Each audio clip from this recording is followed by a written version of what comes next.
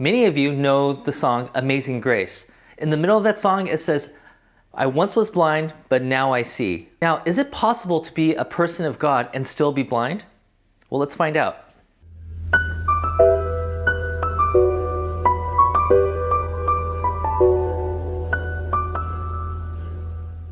We are entering to Luke chapter 23 today. There are 24 chapters in the entire book of Luke, so we're almost there. For those of you who've been with us since the very beginning, thanks for hanging in there. So today, let's look at the first 16 verses of that chapter, and this is how it starts. Then the whole assembly rose and led him off to Pilate. The whole assembly here is referring to the religious rulers. These are the people who call themselves the people of God. Now there's another character that's mentioned here. His name is Pilate. We know him as Pontius Pilate, who is the governor of the southern parts of Israel. And in that southern part of Israel is a city called Jerusalem, which is where this story takes place. Now, Pilate got this job through the Caesar of Rome, who was the most powerful person at that time. Now, Caesar, he's so busy taking over the world, he wanted to make sure that the land that he's already taken over was well maintained and that peace remained there. So no insurrections, no rebellions. To Caesar, no news is good news. So Pilate's job was to make sure that everybody had a little bit of fear of them and that they were happy enough that they wouldn't cause an uprising. All right, let's move on to verse 2. And they, that's the religious rulers, began to accuse him, saying, we have found this man, they're talking about Jesus, subverting our nation. He opposes payment of taxes to Caesar and claims to be Messiah, a king. Now, if you've been following us, you know that these religious rulers do not like Jesus. They're trying to pin him with any kind of crime that they can think of. So when they approached Pilate, they were looking for the crimes that would offend them the most. And so they come up with 3. Number 1 is that, hey, Jesus, he's been trying to subvert this nation. That means Jesus is trying to reshape the nation in a way that you wouldn't like, Pilate. The second crime they try to pin on Jesus is that he refuses to pay taxes, which we know is not true because just a few verses ago, Jesus gives a teaching about how we should all pay taxes to Caesar. And the third thing they pin on Jesus is the biggest one. Jesus claims to be the Messiah, which is king. And if you know history, you know that a lot of uprisings and rebellions and insurrections begin with a group of people thinking that the current person in power isn't good enough, so we want a new king. So far, we know that these religious rulers are extremely desperate. They're trying to get Jesus in trouble. Now, why is that? Well, it's because these religious rulers want Jesus dead. And back then, because Rome took over their land, they're not allowed to execute anybody. So these religious rulers have to get permission from Pilate to execute Jesus. So now Pilate has to do some investigating on his own. So he asked Jesus in verse 3, are you the king of the Jews? Well, you have said so, Jesus replied. Then Pilate announced to the chief priest and to the crowd, I find no basis for a charge against this man. Okay, we have to pause here and appreciate the kind of situation that Pilate's in right here. Of all the gospel writers, Luke seems to portray Pilate as an afflicted governor. You see, first, on one hand, he has a group of Jewish leaders. These people have a lot of influence over the Jewish nation, and not to mention, this is Passover. A lot of people from outside of Jerusalem is now coming in, so Pilate has to be extremely cautious in how he deals with these religious rulers. It could be the thing that incites a rebellion. But on the other hand, Pilate probably heard the rumor that when Jesus walked into Jerusalem 5 days ago, there's a big crowd of people who are singing Hosanna and laying down their palm branches. So he knows that if he mistreats Jesus or gives him an unfair trial, then there's going to be another group of people who just might rise up and cause an insurrection. So if you're a Pilate, what would you do? If you lean a little too much to one side, you risk having a big rebellion. So Pilate, he wants to know how serious this situation is. So he kind of leans in and tests the waters. He says, you know, this Jesus guy just turned in? I don't see anything wrong with him. And then the Jewish rulers, they push back. Next verse. But they insisted, he stirs up the people all over Judea by his teaching. He started in Galilee and has come all the way here.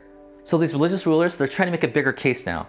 He says, Pilate, you rule the southern part of Israel. Well, this guy is from the north, a place called Galilee. And for the last few chapters of the book of Luke, he's been traveling from Galilee to Jerusalem, gathering supporters and followers. And now he's here to wreak havoc. You see, these religious rulers are trying to paint Jesus like he's an invader, an intruder from the north. It's like, this is how serious this is, governor. But there's a twist in this story. When Pilate, learned that Jesus was under Herod's jurisdiction, Herod is the governor of northern Israel, he sent him to Herod, who was also in Jerusalem at that time. Now this was an out for Pilate. He said, oh, your guy is from the northern part of Israel? Well, that's not my territory, so we'll let the guy who's in charge of Galilee take care of Jesus. And what a coincidence.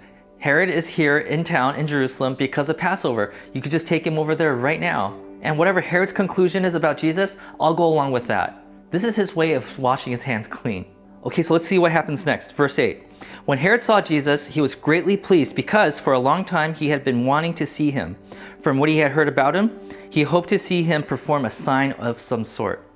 Now this is a big slap in the face of the religious rulers. You see, they were hoping that the reputation of Jesus has reached Herod, and the reputation is that he's been causing trouble in town. But instead, the reputation that he heard about Jesus was the fact that he was a miracle worker.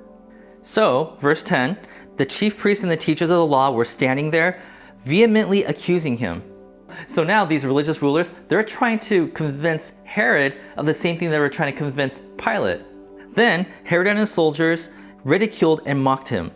Dressing him in an elegant robe, they sent him back to Pilate. So because one of the accusations that people have on Jesus is that he claimed to be king, they decided to put on a robe on him to make him look like a king, basically mocking him, and sent him back to Pilate. You know, as a joke. That day, Herod and Pilate became friends. Before this, they had been enemies. Apparently, Pilate got the joke. This is basically Herod's way of saying, Pilate, whatever you decide to do, I'll be behind you 100%. And so for the first time, these two guys, they agreed on something, and that's why they became friends. So if you're a religious ruler in Israel right now, you are getting super frustrated. Let's read on. Pilate called together the chief priests, the rulers, and the people, and said to them, you brought me this man as one who was inciting the people to rebellion. I have examined him in your presence and have found no basis for charges against him. Neither has Herod, for he has sent him back to us. As you can see, he has done nothing to deserve death. So basically he's saying, I saw nothing wrong with him. Herod saw nothing wrong with him. So we're going to let him go. And you could just imagine the religious rulers are starting to get really angry. And as Pilate looks at the eyes of these religious rulers, he's realizing that this might lead to a big rebellion. So, next verse. Therefore, I will punish him and then release him. That means, hey, just to appease you, I'm going to mess with him a little bit and then I'm going to let him go. That way everybody's happy. He'll get hurt, which makes you happy, and I'll let him go, which makes the other people happy. Now, if you're catching the series like halfway through, you probably are wondering, what did Jesus do that made these religious people so angry? I mean, these guys seem to go the extra mile just to make sure that Jesus gets the death penalty. What did he do? Well, throughout this biography of Jesus, Luke depicts Jesus as somebody who, well, every time he speaks, he's taking away some of the comfort, some of the privilege, some of the exclusive dining privileges that these religious people had. And every time they attack Jesus, it seems like their public image would go down a few notches. Jesus, through his examples and his parables, was always reminding them that while they were really good at following commands and rules of the Old Testament, they were not good at being a human being. They have forgotten how to look at people who are different than them as people who are bearing the image of God. So from the perspective of the poor and the people who are disenfranchised and the people who are pushed to the margins, when they saw Jesus and his teachings, they saw hope. But when the religious rulers heard Jesus speaking, they only heard threat. They saw their privileges slipping through their fingers. And so what we learn is that these people, they wanted Jesus executed because they wanted to maintain their current lifestyle. They wanted to live in a world where people who could follow God's commandments, well, they were praised and rewarded, while everybody else was pushed down and punished. So they saw the world as people who were blind, and they saw themselves as the people who can see. But the little details that Luke sprinkles throughout this story is really interesting. For example, we see that Pilate and Herod, they both don't see anything wrong with Jesus. As people who are really good at following laws, these religious rulers should have been like, oh, this is Deuteronomy 19:15.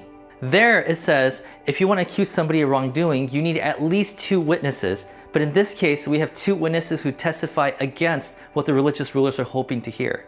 And if you paid attention at some of the things that they were accusing Jesus of doing, he says that he was inciting rebellion. But if you were to look carefully to see who was actually inciting a rebellion, you'll discover that it was the religious rulers. They also said that Jesus was trying to subvert the nation, twist and change the nation so it doesn't look like the way it's supposed to. When in reality, Jesus was the only one that was trying to make the nation what it was supposed to be. And you know that claim about Jesus being a Messiah? If you read through the entire book of Luke, you'll discover that every time somebody gets a hint as to maybe Jesus is the real Messiah, Jesus tells them, shh, be quiet, don't tell anybody. He wasn't the one that was spreading the news that Jesus was Messiah. Yeah, actually the ones who were doing that were the religious rulers. So in all accounts, Jesus is innocent, and actually the religious rulers are the ones that should be guilty. So if they were just to take a moment, just like one moment, to look in the mirror or to self-reflect, they would see that they were actually the ones that were blind, and the ones who were the authorities at the time, Pontius Pilate and Herod, they were the ones who were actually seeing clearly. In this story, the people of God were the ones who got it wrong. In other words, just because you claim to be on God's side does not make you immune from being blind. See, the anger inside of us, the hatred, the desire to control our surroundings can make us equally blind as somebody who claims to not follow God.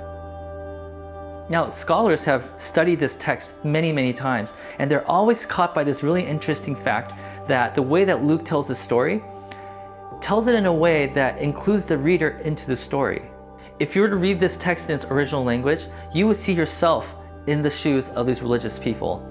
In other words, what Luke is trying to do here is saying, you, people who are followers of God, need to be careful. I know you weren't there physically when this trial was happening, but if you were to be there, you'd be doing the exact same things as these religious rulers.